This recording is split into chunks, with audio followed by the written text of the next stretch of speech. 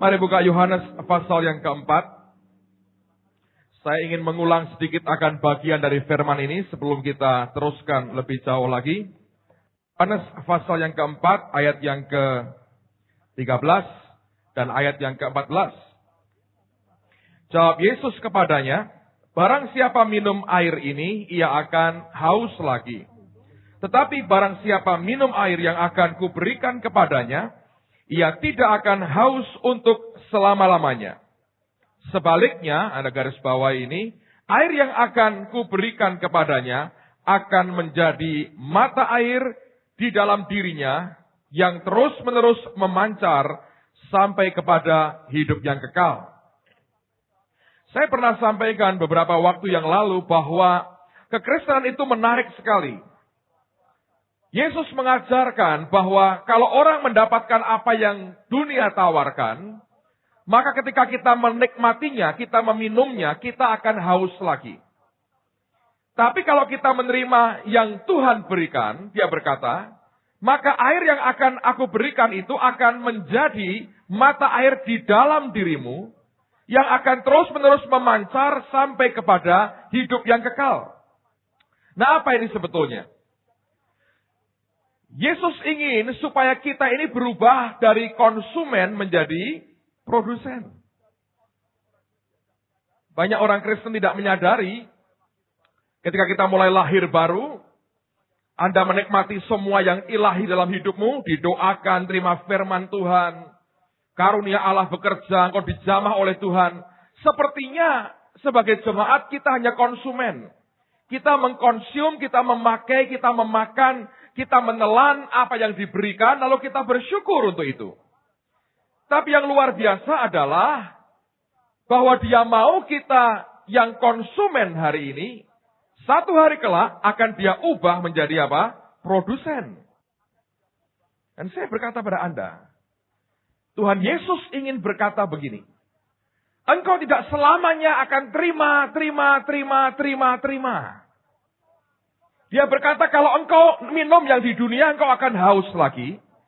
Tapi kalau engkau terima yang daripadaku, dari dalam dirimu itu akan menjadi mata air. Artinya dia berkata, dari konsumen, engkau akan aku ubah menjadi produsen. Dari orang yang hanya menerima, aku akan ubah engkau jadi orang yang bisa menghasilkan dan memberkati dan memberi kepada yang lain. Nah, kalau Anda bisa tangkap dua ayat ini saja, saya percaya sesuatu yang luar biasa itu menanti kita, saudara. Kalau Anda punya kerinduan berkata, Tuhan, aku tidak mau terus jadi konsumen. Satu hari aku harus jadi produsen. Saya beritahu saudara, itu kehendak Tuhan yang sempurna. Bahwa dari hidup kita akan lahir banyak perkara yang luar biasa, yang ilahi, bahkan mimpi pun Anda belum tega sampai ke sana. Tapi saya mau beritahu, dengan Allah selalu kita dibawa kepada tingkat-tingkat yang seperti itu. Nah, saya bersyukur bahwa saya percaya bahwa kita ini sedang disiapkan Tuhan untuk sesuatu yang luar biasa. Dalam tahun ini saya percaya Tuhan akan memberkati kita lebih luar biasa lagi.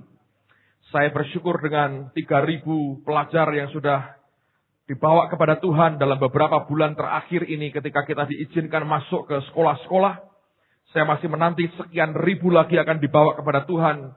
Dan doakan supaya mereka dibawa sungguh-sungguh dalam pertumbuhan yang sehat dan benar dalam Kristus Yesus. Saya tahu itu merupakan anugerah Allah buat kota ini. Itu anugerah Tuhan dan kepercayaan Tuhan buat kita. Nah, sekarang mari kita buka firman Tuhan. Saya mau tunjukkan kepada Anda lebih jauh akan kebenaran ini. Matius pasal yang ke-13. Injil Matius pasal yang ke-13.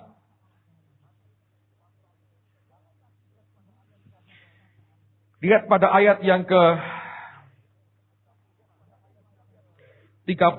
Sebelumnya lihat dulu ayat yang ke-24 lah. Ayat 24 Anda perhatikan. Matius 13 ayat yang ke-24. Saya bacakan dulu perumpamaan tentang lalang di antara gandum. Yesus membentangkan suatu perumpamaan lain lagi kepada mereka, katanya, hal kerajaan surga itu seumpama orang yang menaburkan benih yang baik di ladangnya. Tetapi pada waktu semua orang tidur, Datanglah musuhnya menaburkan benih lalang di antara gandum itu lalu pergi. Ketika gandum itu tumbuh dan mulai berbulir, nampak jugalah lalang itu. Maka datanglah hamba-hamba tuan ladang itu kepadanya dan berkata, Tuan, bukankah benih baik yang Tuan taburkan di ladang Tuan? Dari manakah lalang itu? Jawab tuan itu, seorang musuh yang melakukannya. Lalu berkatalah hamba-hamba itu kepadanya, jadi maukah Tuan supaya kami pergi mencabut lalang itu? Tetapi ia berkata, jangan, sebab mungkin gandum itu ikut tercabut pada waktu kamu mencabut lalang itu. Biarkanlah keduanya tumbuh bersama sampai waktu menuai. Pada waktu itu aku akan berkata kepada para penuai, kumpulkanlah dahulu lalang itu dan ikatlah berberkas-berkas untuk dibawa, untuk dibakar. Kemudian kumpulkanlah gandum itu ke dalam lumbungku. Ayat berikutnya, Yesus membentangkan suatu perumpamaan lain lagi. Kalau Anda baca, dia ngomong tentang hal yang lain lagi. Nah, sekarang loncat pada ayat yang ke-36. Maka, setelah dia ngomong banyak tentang perumpamaan, dia mengajar, Yesus pun meninggalkan orang banyak itu, lalu pulang. Nah, perhatikan kalimat berikut ini luar biasa. Murid-muridnya datang dan berkata kepadanya, jelaskanlah kepada kami perumpamaan tentang lalang di ladang itu. Ia menjawab katanya, orang yang menaburkan benih baik ialah anak manusia. Ladang ialah dunia. Benih yang baik itu siapa? Anak-anak kerajaan. Dan lalang adalah anak-anak si jahat. Sampai di sini. Nah, dengarkan saya dulu. Lihat susah. Alkitab mengatakan, Yesus mengajar kepada orang banyak. Dan selalu dia ngomong tentang perumpamaan. Dia cerita. Yesus tidak pernah ngomong yang terlalu muluk-muluk. Dia ngomong yang simple sekali. Dalam keseharian, dia ngomong tentang apapun yang keseharian orang bisa lihat. Kemudian setelah dia cerita, dan semuanya dia ngomong perumpamaan. Setelah dia mengajar, lalu kemudian dia pulang. Dia meninggalkan orang banyak itu, lalu ia pulang.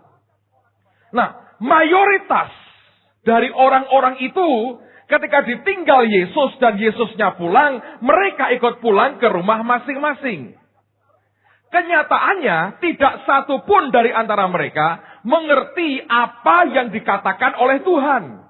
Mereka paham tentang perumpamaan, tapi maknanya mereka tidak mengerti. Nah, ini yang terjadi, saudara. Banyak orang Kristen puas dengan apa yang diberikan hanya lewat mimbar, sekalipun tidak ngerti, tidak paham. Ini ngomong apa sebetulnya?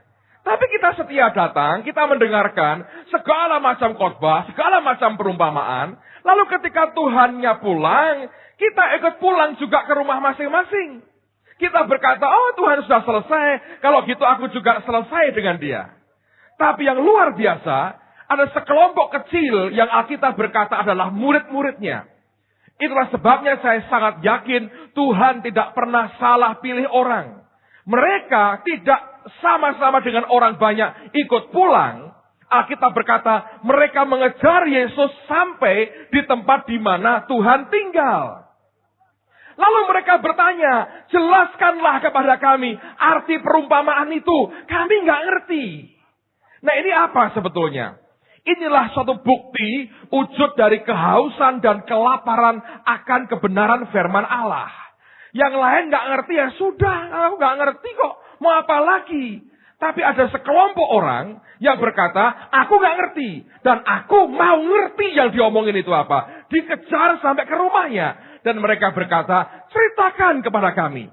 Nah, ketika dia ditanya seperti itu, lalu kemudian Yesus menjelaskan. Nah, Anda harus perhatikan tabiat dan watak dan karakter Allah. Tuhan itu punya karakter begini, saudara. Dia berikan kepada masing-masing kita sesuatu dalam ukuran yang bagus sekali. Tapi dia menantikan respons kita terhadap apa yang Tuhan beri. Apakah kita dingin menerimanya? Atau wajar menerimanya? Atau kita sangat antusias menerimanya dan menghargai itu dan kita ingin lebih lagi. Yang Tuhan inginkan merupakan adalah respons yang terakhir. Kalau Anda dingin, Anda diam, Anda wajar, Anda hanya baik-baik, itu nggak cukup. Anda harus ngerti ini bagian dari karakter Tuhanmu. Sebab Alkitab berkata, jangan buang mutiara kepada babi. Dia tidak pernah memberikan barang yang berharga kepada orang yang tidak sangat mengingininya. Nah, para murid ini dia berkata, kami nggak ngerti, kita nggak ngerti loh. Ini ngomong apa? Dikejar sampai ke rumahnya, lalu mereka bertanya, jelaskan kepada kami, tadi itu artinya apa? Baru kemudian Tuhan ngomong tambahan kepada mereka. Nah, dengar baik-baik. Buat orang yang haus dan lapar akan kebenaran, yang ingin ngerti kehendak Tuhan dalam hidupnya, dan pengen ngerti apa yang Alkitab katakan buat dirinya, selalu ada ekstra menu buat kita. Selalu ada makanan tambahan buat kita. Selalu ada dessert yang orang lain tidak punya yang akan diberikan kepada kita. Selalu ada makanan yang spesial yang tidak akan pernah dikeluarkan kecuali engkau minta itu, saudara. Dan oleh karena mereka minta itu, dia berkata, aku jelaskan, inilah artinya. Saya berdoa kita mengerti karakter Allah. Coba kita lihat dulu sekarang di Lukas pasal 24.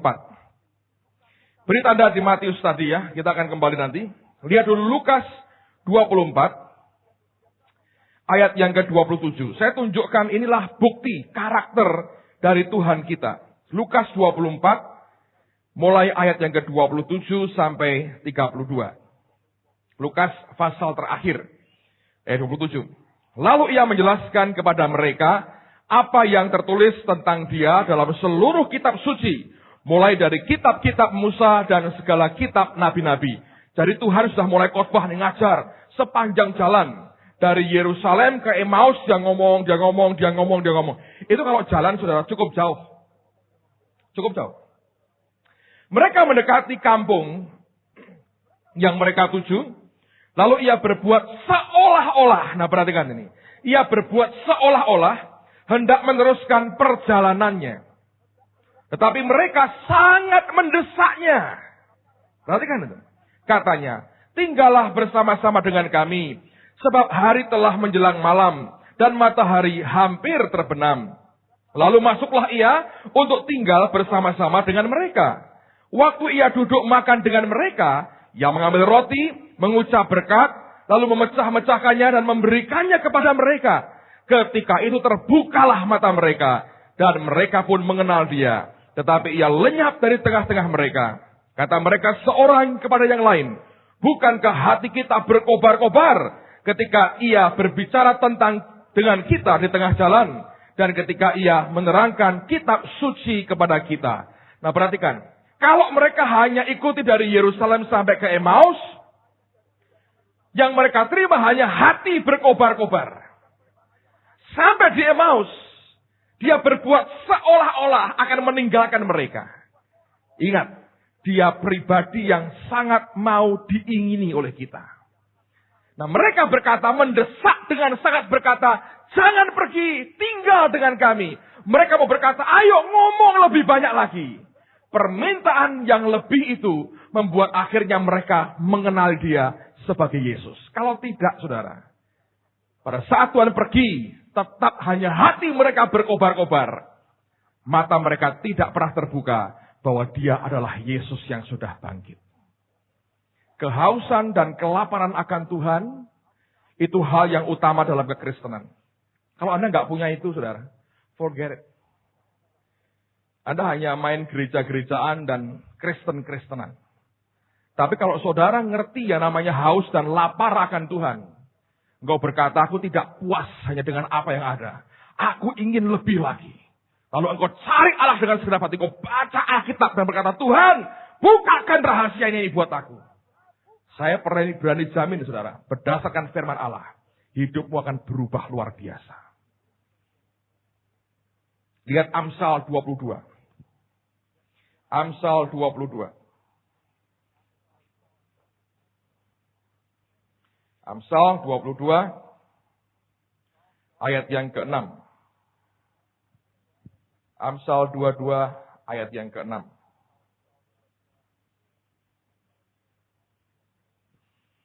Ayat ini banyak dipakai oleh Brother John Avancini untuk bicara soal biblical economics atau soal keuangan. Tapi saya mau ajak Anda melihat sisi yang lain. Amsal 22 ayat yang ke-6, Alkitab berkata, kita akan baca bersama-sama Amsal 22 ayat yang ke-6. Yang sudah ketemu tolong angkat tangan kanannya. Alright. 2, 3. Didiklah orang muda menurut apa? Jalan yang patut baginya. Maka pada masa tuanya pun ia tidak akan menyimpang daripada. Amen. Nah, harus ada didiklah orang muda. Bahasa Inggrisnya train up. Nah, apa itu artinya? Dalam bahasa aslinya, kata train up itu diambil dari begini, saudara. Itu terjemahan hurufnya bagus. To develop a thirst. Meningkatkan, mengembangkan rasa haus. Nah, itu apa sebetulnya? Zaman dulu, saya nggak tahu dengan ibu-ibu sekarang ya, mungkin karena sudah modern. Zaman dulu, ini kerjaannya bidan. Kalau seorang ibu itu melahirkan anak kan lahir belum punya gigi, saudara. Ya tak? Masa anak sudah keluar, semua giginya kan malah ngeri. Lahir sudah giginya banyak gitu. Luar biasa. Ya anak kan ompong semua ya. Entah kalau bayi ajaib keluar sudah berkumis, sudah brewoknya keluar, sudah malah gila nih saudara itu. Ya waktu lahir, ya itu kan bayi biasa kan nggak ada giginya, adanya mana apa? Gusinya, apa? Gusi ya. Nah, bidan pada zaman itu, kalau anak sekarang itu menurut saya rodok rakus-rakus atau rodok geragas. Lahir sudah mulutnya sudah kepingin makan gitu ya.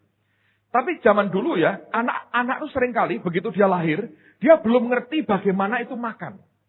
Dia nggak tahu. Karena dalam perut ibunya, dalam kandungan ibunya itu kan tidak lewat mulut makannya. Ngerti saudara? Itu belum kebuka salurannya untuk bisa terima makanan. Begitu dia lahir, dia harus belajar bisa menyusu pada ibunya. Nah, bidan ini kerjaannya adalah to develop a thirst. Dia harus menumbuhkan rasa haus pada si anak itu. Caranya gimana? Itu jarinya, telunjuknya, bukan jempolnya, saudara ya. Kalau jempolnya muntah itu. Telunjuknya ini dicelupin pada jus. Tahu jus ya?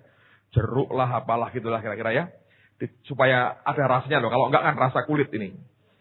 Jadi ada rasa dicelupin ke jus ya. Kemudian digosok-gosokkan di apa? Gusinya, di gerahamnya gini. Gosokin. Nah ketika digosokin gini, kan agak keri-keri enak. Terus ada rasa jeruknya ya. Lalu si bayi itu mulai taste, mencicipi sesuatu yang aneh di lidahnya. Dia mulai dibuat sadar bahwa lidahnya bisa menikmati sesuatu. Lalu mulutnya bisa begitu. Ngerti? To develop a thirst. Supaya dia makan sesuatu, lalu kemudian rasa hausnya, laparnya, itu muncul. Lalu ketika diberi susu, dia minum dan dia hidup, saudara. Kalau dibiarkan, mati ini bayi, saudara. Demikian juga dengan manusia roh kita. Train up, artinya kalau Anda merasa kita anak Tuhan, Anda mesti sedia dididik, bahkan mendidik dirimu untuk mengembangkan kehausan seperti itu. Sampai yang engkau inginkan adalah firman Tuhan dalam hidupmu. Kalau tidak, mesti mati rohmu akhirnya. Akhirnya nggak ada apa-apa, akhirnya sudah habis. Nah, orang yang tidak mengembangkan dirinya atau tidak diizinkan to develop a thirst, saudara, itu gawat. Makanya saya kan sering kali ya, banyak hamba Tuhan. Saya juga sering buat. Kalau saya khotbah, saya cerita kesaksian, apa yang Tuhan buat dalam kehidupan saya. Pengalaman-pengalaman. Tidak semua saya bisa expose di mimbar. Tapi sebagian yang bisa saya ceritakan kepada saudara. Untuk apa sebetulnya? To develop a thirst. Supaya Anda mulai berkata, kok bisa begitu ya? Asik juga, aku pengen lah. Ngerti saudara? Jadi ketika itu disampaikan, orang berkata, ini aku suka ini. Yang ini aku mau nih. Nah, kayak gini nih. Maksudnya, ya ini kenyataannya begini. Itu seperti saya sedang masukkan jari saya ke jus. Saya sedang mulai gosok akan gusi dan geraham saudara. Saya mulai gosokkan itu. To develop a thirst. Supaya tumbuh, dirangsang rasa haus dan laparnya. Dan bagi Tuhan, saya percaya juga bagi kita seharusnya. Ini merupakan sesuatu yang serius sekali. Saya berdoa kita makin hari Tiap hari jangan pernah lupa berkata, Tuhan berikan kepadaku rasa haus dan lapar akan Tuhan. Terus dalam hidup kita. Kalau Anda makin haus, makin lapar akan Tuhan, Anda kenali dia lebih lagi. Saya berkata, luar biasa Tuhan kita itu. Anda tidak akan pernah bisa berkata, ya aku tahu semua. Makin Anda masuk ke dalam, Anda akan makin dibuat, wow seperti ini ya Tuhan. Sampai titik kau berkata, aku hanya puas dengan dia saja. Nah itu ketika haus dan lapar dalam hidupmu, makin luar biasa. Amen, saudara. Nah, balik ke Matius 13. Matius 13. Apa yang kemudian Yesus ajarkan di sini setelah mereka bertanya? Inilah ekstra menu, inilah makanan ekstra yang tidak pernah disajikan kepada orang yang tidak pernah memintanya. Kepada mereka yang memintanya, dia berikan menu ekstra, makanan ekstra. Nah, apa yang dia berikan? Saya mau bacakan lagi ayat yang ke-37 dari Matius 13. Dengan ayat yang ke-43. Ia menjawab katanya, orang yang menaburkan benih, baik ialah anak manusia, yaitu Yesus. Ladang ialah dunia. Benih yang baik itu adalah anak-anak kerajaan, Anda garis bawah itu. Dan lalang anak-anak si jahat. Musuh yang menaburkan benih lalang ialah iblis. Waktu menuai ialah akhir zaman. Dan para penuai itu malaikat. Maka seperti lalang itu dikumpulkan dan dibakar dalam api, demikian juga pada akhir zaman. Anak manusia akan menyuruh malaikat-malaikatnya, dan mereka akan mengumpulkan segala sesuatu yang menyesatkan, dan semua orang yang melakukan kejahatan dari dalam kerajaannya. Semuanya akan dicampakkan ke dalam dapur api. Di sanalah akan terdapat ratapan dan kertaan gigi. Pada waktu itulah orang-orang benar akan bercahaya seperti matahari dalam kerajaan Bapa mereka. Siapa bertelinga, hendaklah ia mendengar. Nah, saya mau tekankan satu hal ini. Tuhan berkata, benih yang baik itu anak-anak kerajaan. Siapa yang merasa dirinya anak-anak kerajaan Allah? Angkat tangan tinggi-tinggi. Nah, dengar baik-baik. Anda dan saya adalah benih. Nah, sekarang perhatikan saya baik-baik. Ini simple. Saya nggak ada contoh benih. Ambil contoh.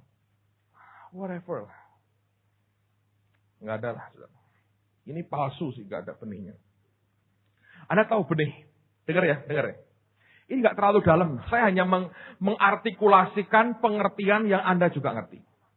Benih itu sebetulnya adalah bagian dari hasil suatu pohon. Betul ya? Pohon mangga ya misalnya ya. Pohon mangga keluar buahnya. Di dalam buah mangga itu ada benih. Benih itu tadinya adalah suatu hasil yang kelak akan mampu menghasilkan. Saya ulang. Ada beberapa teman yang mikirnya cepat sekali sehingga perlu saya ulang lagi. Tenang. Relax dulu. Dengar baik-baik. Benih itu adalah, Pak kok Bapak ngomong gitu. Tadi waktu nyembah Tuhan itu saya diomongin Tuhan di situ. Jadi bukan karena saya yang pinternya, tak tulis semuanya. Bukan karena pinter, diomongin Tuhan nih saudara. Benih itu sebetulnya adalah hasil. Ya toh? Hasil toh? Bagian dari hasil. Yang satu kali kelak, dia punya kesanggupan sendiri untuk menghasilkan. Betul Kak? Omongan Yesus. Dari konsumen menjadi produsen. Kita semua ini kan bagian dari hasil. Saya 22 tahun yang lalu kurang lebih lahir baru, terima Yesus dalam hidup saya. Ketika di altar call, siapa terima Yesus, saya maju ke depan. Saya ini tadinya adalah hasil. Saya ini tuayan. Bagian dari tuayan, dari hasil yang dibuat oleh beberapa hamba Tuhan waktu itu. Tapi karena ini benih kerajaan Allah, sekarang saya bukan hanya hasil, tapi secara rohani saya menghasilkan. Nangkap? Anda juga sama. Masing-masing Anda itu benih. Itu anak-anak kerajaan. Saudara adalah bagian dari hasil gereja ini. Yang Tuhan berkata, tidak selamanya engkau hanya sebagai bagian dari hasil. Satu hari engkau sendiri akan menghasilkan, saudara. Coba ingatkan temanmu. Kamu ini benih yang baik. Bukan cuma duitmu. Tapi kamu ini loh, kamu. Tunjuk betul hidungnya. Kamu ini loh benih yang baik. Supaya sadar. Benih kita ini. Amen. Itu bagian dari hasil yang punya kesanggupan untuk menghasilkan. Wah, luar biasa. Jadi Tuhan itu kalau nabur siapa? Nabur Anda dan nabur saya. Saya menemukan sesuatu, saudara. Ini, dengar baik-baik. Kalau Anda satu hari punya kerinduan jadi misionari, jadi apa? Saya mau beritahu, saya boleh ngomong apa adanya ya. Orang-orang yang menghasilkan banyak kelak di antara kita adalah orang yang berani ditabur oleh Yesus di dunia ini. Benih itu kalau ngumpul sama benih, jadinya apa? Kuaci.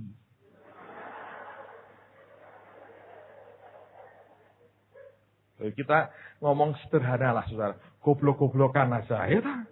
Benih kalau ngumpulnya sama benih. Wes diuyai, saudara. Tak bawa ke Israel, cedus-cedus. Enak-enak karuan. Tapi tak masuk sini, buang. Kuaci. Nikmat sesaat, membuat kering bibir, tapi nggak ada hasilnya. Saya baca di Alkitab, saudara. Yusuf ya, Yusuf itu ya, itu kan mimpi-mimpinya luar biasa. Impian, visi. Baca di Alkitab. Sampai dia ditendang keluar, dijual oleh saudaranya. Tersingkir, ditabur Tuhan di tanah Mesir. Baru kalimat Allah menyertai dia itu muncul di situ. Sebelumnya nggak ada tulisan Allah menyertai dia, nggak ada. Baca di Alkitab. Baru setelah ditendang, masukkan penjara, jadikan budak dulu. Baru kalimat Allah menyertai dia, baru muncul, saudara. Jangan jadi kuaci. Anda punya teman-teman di sekolah masing-masing. Kalau Anda sukanya ngumpul di gereja dengan teman-temanmu, Anda tidak urusan. Kuaci, saudara. Kita tidak pernah dipanggil jadi kuaci. Anda ditabur Tuhan di tempatmu masing-masing. Anda punya kerjaan, Anda punya apapun yang Allah berkata, ini tempatmu. Biarlah engkau tumbuh di sana dengan luar biasa. Kalau enggak kuaci. Ya enak sih sekali-sekali. Tapi kalau makan kuaci terus kesel. Giginya bisa keropos, saudara. Coba ngomong sebelahmu. Aku bukan kuaci. Sekalipun cap gajah. Tetap bukan aku. Amen. Itu kenyataan. Alkitab berkata benih yang baik itu anak-anak kerajaan. Anak kerajaan. Benih yang baik. Kita ini benih. Kita belajar soal keuangan. Uang yang ada pada kita juga benih itu betul. Tapi kita sendiri juga benih ternyata. Dan benih itu kalau mau ditabur. Itu hasilnya luar biasa. Nah. Benih itu ya saudara. Dengar baik-baik. Yang Anda harus perhatikan, benih itu kekuatannya di mana sebetulnya? Itu pada kehidupan di dalam kita. Di dalam diri saudara dan saya, ada potensi kehidupan ilahi yang luar biasa. Jangan pernah batasi dirimu loh saudara. Jangan pernah. Sebab kalau engkau benihnya Allah, dia tidak pernah punya benih yang jelek. Dia selalu punya benih yang luar biasa. Sekarang ngomong pada belakangmu, aku ini benih yang luar biasa.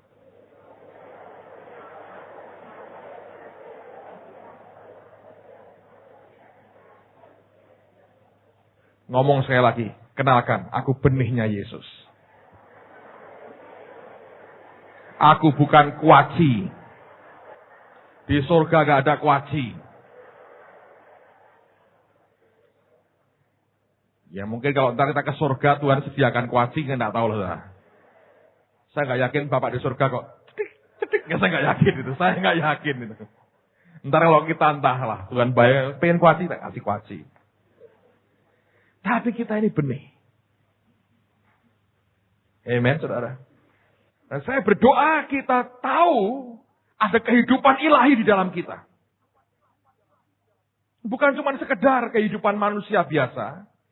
Ada kehidupan ilahi di dalam kita. Dan itu yang mesti terus hidup dalam kehidupan kita. Anda mesti ngerti bahwa kehidupanmu jangan sampai pudar dan mati. Sebab kalau mati habis. Gak ada apa-apanya. Ya kuaci itu, saudara. Benih yang kehilangan kehidupan di dalamnya. Kuaci. Masa ada gereja? Kita bukan jemaat kuaci Indonesia loh, saudara. Dengar baik-baik. No way. Tuhan tidak pernah berkata, hei hambaku buatlah jemaat kuaci Indonesia. Pak Adi bisa marah. Sidang sinode langsung. Amen. Kita ini benih. Bukan kuaci. Tapi kalau benih suka ngumpul dengan benih, ya dia kuaci. Dan kuaci tidak pernah dihargai individu, kiloan. Bahasa kerennya ombyoan. Dan Allah tidak pernah panggil kita ombyoan dan cawuan, saudara. Allah panggil kita nama kita, nama. Gak ada. Ayo kita nyowok Karangturi. Gak ada. Ombyoan, SMA ini ambil, gak ada. Dia panggil kita dengan nama kita. Gak ada misalnya, wah Tuhan berkata, aku lagi pengen nyiduk berontongan. Aku nyiduk kampung polisi.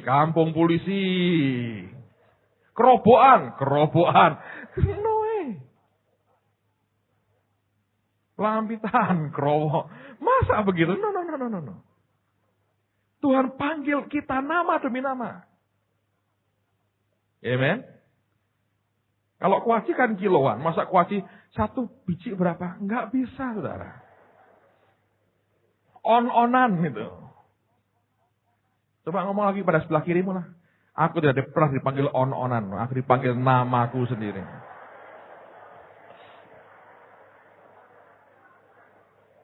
Nah, sekarang saya harap Anda mengerti. Yesus sendiri juga sadar bahwa dia benih. Lihat ya, Yohanes 12. Yohanes 12. Yohanes 12, perhatikan ayat yang ke-20. Di antara mereka yang berangkat untuk beribadah pada hari raya itu terdapat beberapa orang Yunani. Nah, sekarang saya mau ceritakan dulu, saudara, background-nya. Yesus selama hidupnya, mandat Bapak Surgawi buat dia sebetulnya terutama adalah melayani orang-orang Israel saja. Ada beberapa dari bangsa lain, tapi itu perkecualian. Perempuan Sirofenisia, beberapa perwira Romawi dia layani, tapi itu perkecualian, exception. Dia berkata, aku ditugaskan untuk anak-anak aja. Hanya untuk orang pilihan, orang Israel. Tapi waktu itu, ada orang-orang Yunani yang mulai percaya. Terus, berikutnya. Orang-orang itu pergi kepada Filipus yang berasal dari Betsaida di Galilea. Lalu berkata kepadanya, Tuan, kami ingin bertemu dengan Yesus. Filipus pergi memberitahukannya kepada Andreas dan Filipus menyampaikannya pula kepada Yesus. Nah, perhatikan jawabannya itu aneh, saudara. Tetapi Yesus menjawab mereka katanya, telah tiba saatnya anak manusia dimuliakan. Aku berkata kepadamu sesungguhnya jikalau biji gandum tidak jatuh ke dalam tanah dan mati, ia tetap satu biji saja. Tetapi jika ia mati, ia akan menghasilkan banyak buah. Ini aneh jawabannya. Ada orang Yunani pengen bertamu, berkunjung, Ngomongnya benih yang mati. Apa hubungannya? Hubungannya jelas sekali. Waktu orang Yunani sudah datang ke dia, Yesus sadar. Waktunya sudah dekat sekali. Bahwa kebenaran ini harus meledak ke seluruh dunia. Bukan hanya orang Yahudi yang akan terima Yesus. Seluruh dunia akan datang kepadanya. Dan itulah sebabnya dia berkata, oke, aku ngerti kalau gitu. Ini tanda dari Bapa. Bahwa benih ini harus mati. Dan dia mulai mengatakan, kalau biji gandum tidak mati, tetap satu. Kalau dia mati, dia berkata, akan menghasilkan banyak buah. Dalam hidup kita, Anda dan saya mesti belajar hidup menyangkal daging. Itulah proses kematian kita. Nyangkal daging itu bukan ganti kulit atau ganti pakaian, saudara. Bukan. Betul-betul yang lama itu mati, yang baru itu muncul. Makanya baptisan selam itu kan simbolik. Anda dikuburkan, ya, lalu kemudian apa? Bangkit lagi sebagai manusia baru. Nah, banyak orang itu nggak mati. Tapi dia cuma ganti pakaian. Wah, ada cerita menarik saya ingin ceritakan pada saudara. Di Israel kami dengarkan cerita ini luar biasa. Itu cerita favorit kami selama trip ke Israel. Sejak itu populernya luar biasa. Saya cerita ini ya. Dengar baik-baik. Kematian itu bukan ganti baju. Itu bukan pura-pura. Kemunafikan tidak bisa menggantikan kematian total. Mati itu artinya hidup lamamu disangkali tiap hari, saudara. Mau muncul sangkali, mau muncul sangkali. Tapi ini ada cerita orang Yahudi. Ada gereja Katolik di Israel. Yang sudah tahu, tidak usah ketawa. Ketawanya boleh lah, Pak Yos boleh ketawa, sudah tahu. Ini gereja Katolik kan punya banyak pelayanan amal, gitu ya. Jadi bagi ini dengan cuma-cuma. Nah, orang Yahudi itu kan otaknya tuh otak cari untung gitu. Dia ngakalnya tuh pinter. Nah, mereka melihat, waduh, kalau aku jadi Katolik, dapat bantuan sosial nih, bagian gratis, makan, apa-apa gitu. Tapi orang Yahudi tulen tidak mau jadi Kristen sampai hari ini. Karena mereka takut kalau mereka percaya Yesus, hilang keyahudiannya. Lalu jadi Kristen nggak Yahudi lagi. Sampai sekarang mereka sebagian besar belum percaya Yesus. Nanti satu kali mereka mesti percaya Yesus. Siapa tahu ada misionari-misionari untuk orang Israel di tengah-tengah kita. Hanya modalnya satu tok, saudara. Pakai baju anti peluru itu aja, saudara. Nah, lalu ada satu bapak orang Yahudi, dia pikir, wah aku mesti jadi Katolik. Datang ke seorang pastor, aku mau jadi Katolik. Pastor berkata, gak mungkin, kamu bohong. Kamu hanya minta ini tuh sumbangan sosialku, derma sosialku untuk kamu. Gak mungkin. Saya mau Katolik. Gak mungkin. Kamu bohongin aku. Tiap hari datang minta jadi Katolik. Gak bisa. Kamu gak. Kristen gak mungkin. Yahudi. Kamu Yahudi kan. Aku ngerti kamu hanya. Kepengen makan gratis. Pakaian gratis. Modelmu aku ngerti. Pokoknya tiap terus ya. Minta. Pastornya ngomong gini. Orang kamu tiap Jumat. Mesti makan ikan. Ikan laut itu. Itu aja. Kebiasaan itu aja. Buang gak bisa kok. Kamu kan makan tuh bertahun-tahun, puluhan tahun sekarang. Tiap Jumat kumpul sekeluarga, makan ikan. Itu aja kamu gak bisa buang. Apalagi agamamu dibuang. Ikut jadi Kristen, jadi Katolik. Gak bisa. Lalu ini orang berkata, sumpah pastor, ikan saya tidak akan makan tiap Jumat. Pastornya bilang, nekat betul ini orang. Lalu karena diminta terus, ini pastornya gak mikir. Mungkin benar nih, pengen jadi Kristen atau Katolik. Ya udah, sungguh pokoknya, aku harus jadi Katolik. Oke, dia masuk ke gereja, diambilin air sama pastornya. Aku baptis engkau jadi Katolik sekarang. Baptis persii. Persii jadi Katolik. Terus dia minta bantuan sosial. Memang itu tujuannya saudara ngambil. Hari Jumat, pastornya ini curiga. Ini orang bener gak nih, sumpah gak mau makan ikan. Ninggalkan itu janjinya gitu. Hari Jumat malam, jam makan malam. Di mana biasa dia kumpul dengan keluarganya, makan ikan gitu ya. Pastornya mengendap-endap datang ke rumah orang Yahudi. Yang sekarang ngaku jadi Katolik, dibaptis jadi Katolik. Lalu kemudian, dia ngintip saudara. Apa yang terjadi? Sekeluarga kumpul. Di meja makan, di bagian tengah itu, ada ikan laut gede sekali. Pastornya bilang, kurang ajar. Sumpah gak makan ikan, dia tetap makan ikan.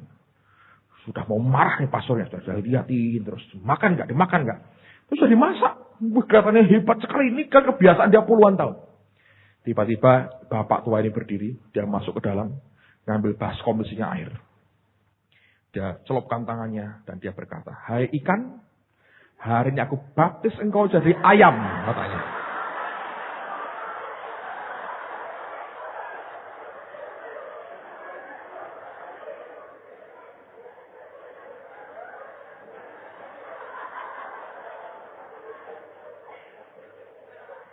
Berapa banyak Kristen model kayak Yahudi kayak begini, saudara. Semua dihalalkan untuk kepentingannya dia. Nah, sejak itu kami kalau makan, saudara, sudah belenek nih, sudah nggak suka. Aku baptis kok jadi soto, katanya. Sudah makan apapun kita baptis, saudara. Sate kambing kita baptis, kan jadi sate kambing.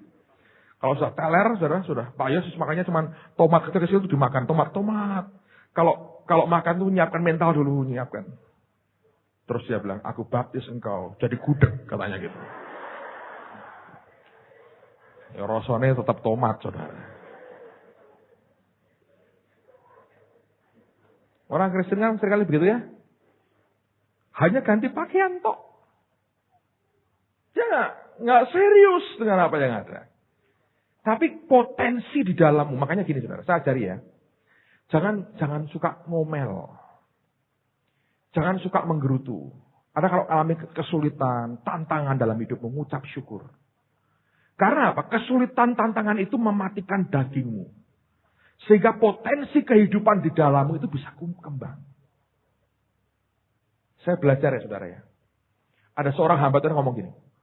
Ada 2 cara yang paling hebat untuk membuat kehidupan di dalam kita keluar.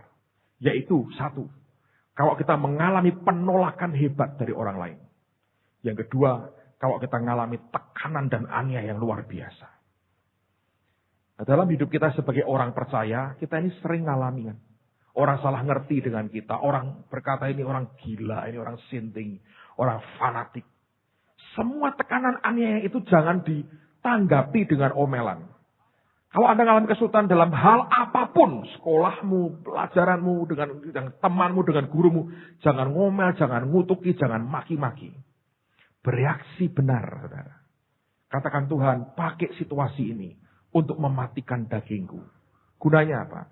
Supaya kehidupan Allah di dalam kita terpancar keluar. Karena engkau ini punya potensi luar biasa. Saudara. Serius. Saya lihat dan kita alami aja lah. Karena ya saudara nggak bisa satu kali begini. Saya waktu ke Amerika yang terakhir ini, saya ketemu di kantornya Robert Leyden, ketemu 2 orang, Uf Ekman dan Robert Leyden. Anda perlu dengerin Uf Ekman. Nah, selesai, terus kami ke tempat lainnya. Pak Adi itu ngomong sama saya gini, Pak Adi Sutanto dia ngomong gini. Beliau ketua sinode kita. Dia bilang, heran sekali ya. Anda kalian ini bisa ketemu dan bergaul dengan orang-orang yang sungguh-sungguh hari ini mempengaruhi dunia dengan ministrinya. Itu orang-orang bisa datang ke Semarang dan kalian bisa bergaul dengan mereka. Padahal kalau dipikir kita ini kan ya, biasa-biasa, saudara. Ya, secara manusia apa sih hebatnya kita? Secara manusia ya, nggak ada apa-apanya kita ini. Serius. Tapi yang saya belajar di dalam diri orang-orang yang kelihatannya biasa-biasa begini, ada kehidupan ilahi. Nah yang ilahi itu yang luar biasa. Kalau Anda dan saya mau belajar nyangkal dagingmu setiap hari. Pikul salib dengan Tuhan. Belajar tidak ngomel, mengucap syukur. Belajar mengucap syukur. Saya senang satu kali Ibu Indri waktu doa pagi. Anda tahu kalau Anda sudah ke Israel, makanannya semuanya beda, saudara. Saya kalau mencicipi makanan di Timur Tengah, saya cicipi dengan mata. Ternyata ya, serius. Bukan tak culeki sambel gini, saudara. Jangan gitu dong, mosok gitu. Nah. Saya lihat gini, dikasih macam-macam tuh. Saya kan nggak suka makanan Mesir ya, saudara. Kayak makanan duniawi kan kayak berambang. Itu kan saya bawang. Saya kan nggak suka. Itu kan Mesir. Bawang merah, bawang putih. Itu kan Mesir. Saya kan orang tanah perjanjian. Saudara. Itu Bu Indri doanya bagus sekali. Tuhan, terima kasih Tuhan. Makanan limpah. Sekalipun tidak sesuai dengan selera kami. Tapi limpah. Loh, untung itu doanya masih begitu. Bukan, Tuhan, kirimkanlah segoliwet Tuhan. Untung saudara doanya begitu. Nangkep ya. Dalam keseharianmu saudara, Anda akan menghadapi yang sama. Ada hal-hal yang Anda tidak ingin sebetulnya. Sampai Tuhan, aku gak mau ini lagi. Tapi untuk mematikan kedagingan saudara. Ada hal-hal yang kita mau tidak mau, kita mau telan dalam hidup kita. Apapun lah Tuhan. Aku mau. Nyangkali daging. Sampai akhirnya kehidupan yang di dalam kita. Yang ilahi itu terpancar keluar. Nah waktu keluar. Anda dan saya berbuah luar biasa. Amen saudara. Karena kita ini benih. Bukan hanya kekayaan kita yang benih. Tapi kita ini benih. Dan kemanapun Tuhan taburkan kita. Ditempatkan dimanapun. Selama kematian daging itu ada menyertai kita. Selalu buahnya akan luar biasa. Memberkati yang lain. Amen saudara. Satu hidup pasti diserahkan ke Tuhan. Anda tahu jutaan orang akan diberkati.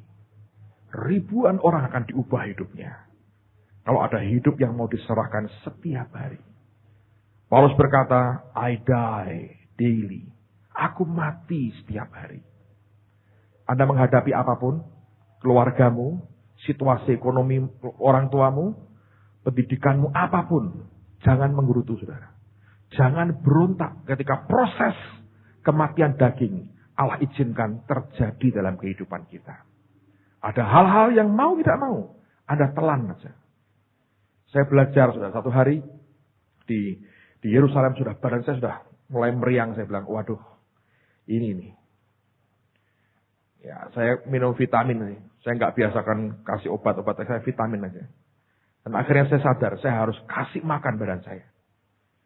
Dan ya itu nggak sesuai dengan selera. Saya coba mengkombinasi semua ilmu masak saya, saudara. Tapi ujungnya saya dorong dengan air. Supaya ini badan dapat makan sesuatu yang sehat. Dan saya berkata, aku tidak mau buat pengakuan bahwa aku sakit. Aku percaya aku sembuh oleh karena bilur Yesus. Amen. Nah, kalau Anda mengizinkan proses kematian daging dalam hidupmu terjadi, saya percaya kehidupan ilahi dalam saudara akan mulai tumbuh dengan luar biasa. Saya berdoa jangan di tengah-tengah kita jangan ada orang yang suka ngomel, gerutu, mengeluh. Jangan. Ada banyak orang yang punya kebiasaan ngomel. Berumpitnya kotor. Berumpit kotor banget sih. Mbok katakan gitu loh. Wah, ini kalau aku bersihin ini olahraga aku. Nah, ngomongnya gitu loh saudara. Bensin tinggal sedikit. Waduh, dipakai ini. Tinggal kurang diganti bensinnya. Karena sidik sudah ini bagaimana ini? Anda berkata, puji Tuhan. Mungkin ini 5 roti 2 ikan. Ini bensin jadi 5 liter. Siapa tahu. Kalau enggak ngomong gini saudara. Ini terjadi nih. Kalau enggak, Anda berkata, aku percaya bensin yang sudah tinggal sedikit ini adalah bensin yang perlu aku tambah dengan ramuan khusus. Saya dengar dari Pak Adi Sutanto tadi pagi, di Amerika itu ada bensin dengan formula baru. Ada tambahannya. Jadi kalau seliter ya, Anda bisa 10 kilo, dengan tambahan ini seliter bisa 15-20 kilo. Luar biasa. Terus saya tanya dengan teman, mau nggak kamu tak beritahu formulanya? Teman-teman di mobil bilang, mau. Saya bilang, saya tahu kok Pak Di, tambahan formulanya. Apa? Dorong.